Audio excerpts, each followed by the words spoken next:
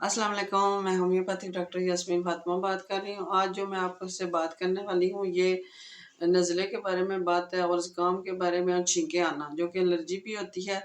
और इसका ये जो मेरे पास है बीएम का नंबर 8 है। ये जो है ना इस इस्तेमाल से ये चीज़ें ठीक होती हैं। इसमें ये होता है कि जहाँ कहीं जाते हैं धूल वगैरह पर नज़ला शुरू हो जाता है और छींकें आना शुरू हो जाती हैं। और इसमें नज़ले जो नाक से पानी बहना शुरू हो जाता है, पुराना या कि बदबूदार नज़ला जो बहना शुरू हो जाता है उसमें भी आराम आता है, या फिर नाक की हड्डी की सोजिश हो जाती है उसमें ये करामत साबित होता है। और इसके अलावा जो हमारे नाक से जो दर्द शुरू हो जाता है, सांस लेने में दर्द शुरू हो जाता है, जब नाक में नज़ला ज़्यादा हो जाता है सांस लेने में मुश्किल आ जाती है और नाक की हड्डी जो है उस नाक में हड्डी में भी सोजिश आ जाती है या फिर सिकुड़ जाती है, उसमें ये भी करामत है।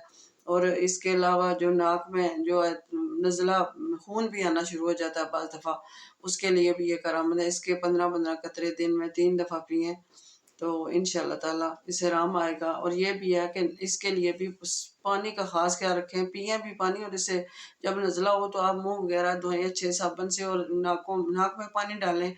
जैसे कि हम वुज़ू करते हैं तो नाक में पानी डालें, उसको साफ़ करें और देखें आपका नज़ला जो है ना दूर हो जाएगा और इससे आपको नज़ला होगा भी नहीं। जितना ज़्यादा आप वुज़ू की तरह करेंगे तो हमें तो वैसे भी रसूल सल्लल्लाहु अलैहि वसल्लम ने कहा है कि हम 5 दफ़ा वुज़ू करते हैं, नमाज़ पढ़ते हैं। अगर ये करें तो हमें ज़रूरत ही नहीं है कि हमें बीमारी लगती नहीं है। तो हम 5 दफ़ा वुज़ू की तरह नमाज़ पढ़ें और वुज़ू करें इसके लिए, नमाज़ के लिए, तो इंशाअल्लाह ताला जो है ना ये बीमारी बिल्कुल नहीं लगेगी और इंशाअल्लाह दूर हो जाएगी। अल्लाह हाफ़िज़।